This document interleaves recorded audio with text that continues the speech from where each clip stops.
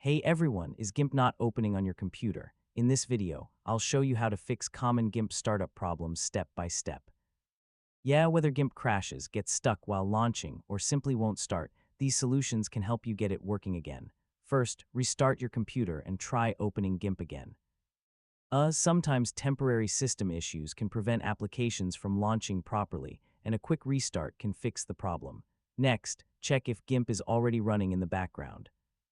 Open your Task Manager on Windows or Activity Monitor on Mac, find any GIMP processes, close them completely, and then try launching the program again. If GIMP still does not open, try running it with administrator permissions.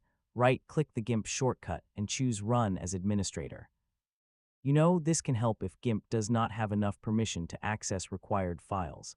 Another common fix is resetting GIMP's user settings.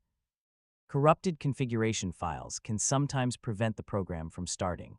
Open the GIMP settings folder and rename or remove the configuration folder so GIMP can create a fresh setup.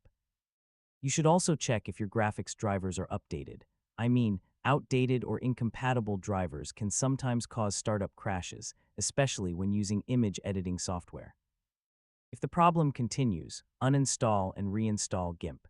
Download the latest version from the official GIMP website and complete a fresh installation to replace any damaged files. Also, make sure your computer meets the required system specifications and that you have enough free storage space available. So, these small checks can prevent many application launch issues. And that's how you fix GIMP not opening problems. By checking settings, permissions, drivers, and installation files, you can usually get GIMP running again.